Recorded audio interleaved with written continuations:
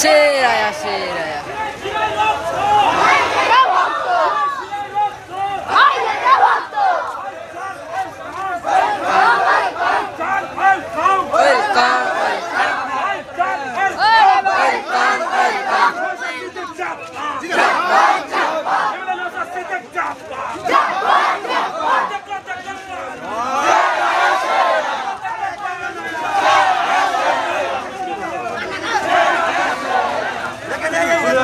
ভাইজান দোনা দোনা দোনা দোনা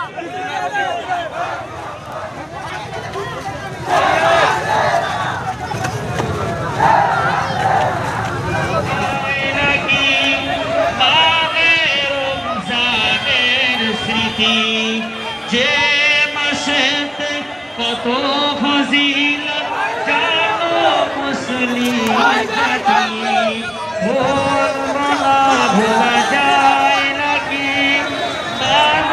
রমজানের স্মৃতি যার কারণে এত সম্মান দিয়েছে মহান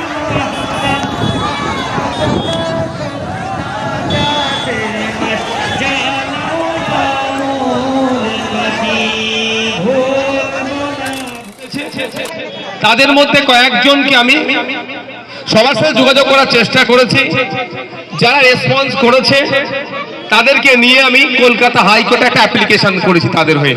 তারা অ্যাপ্লিকেশন করেছে, অর্থাৎ আগামী দিনে মামলা হবে। বৈধ ভোটার তারা কেন বাদ পড়লো এই মর্মে একটা কাজ করেছি। আর একটা কাজ করেছে কি, ভাঙড়ে 11,500 তুমি একটু পিছিয়ে যাও তো, এই এটা পিছিয়ে আসো তো, তাহলে পিছন দিক থেকে ওদের দেখতে সুবিধা হবে।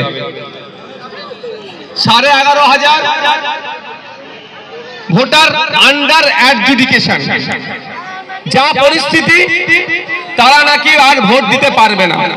যদিও সুপ্রিম কোর্ট বলেছে ভোটের আগের দিন পর্যন্ত তাদের যদি সমস্যার সমাধান হয়ে যায় তারা ভোট দিতে পারবে, কিন্তু এটা সুপ্রিম কোর্টের জাজেসদেরকে সম্মান জানিয়েও আমার মনে হচ্ছে এটা হাস্যকর হয়ে উঠছে আমাদের কাছে।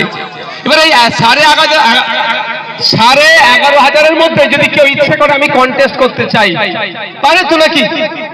কেউ যদি চায় আমি প্রার্থী হব, তাহলে প্রার্থী হতে পারবে না। তার তাহলে রাইট কেস এক্সারসাইজ করতে পারছে না।